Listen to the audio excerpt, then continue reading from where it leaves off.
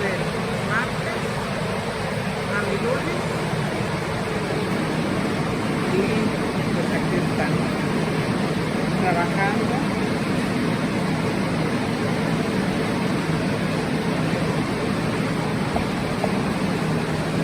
Es para que se seque el techo de arriba porque se mojó. ¿Se acuerdan que les dije que se reventó un boiler? Pues se secó. A mí se mojó mucho y eso es para que le entre mucho aire con estos aparatos.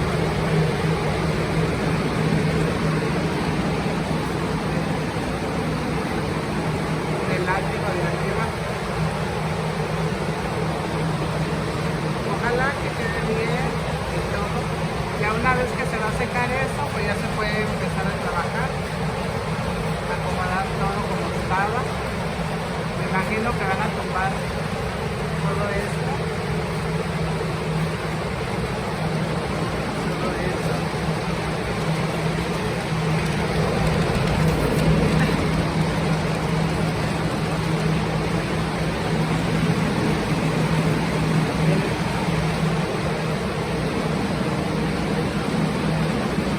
Qué curioso lo que es la tecnología que tienen estos aparatos.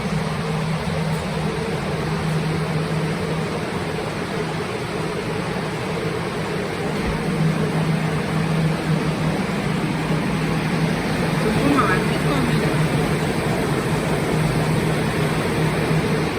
Son como abanicos. Yo no sabía eso. Y están cortando una ventana.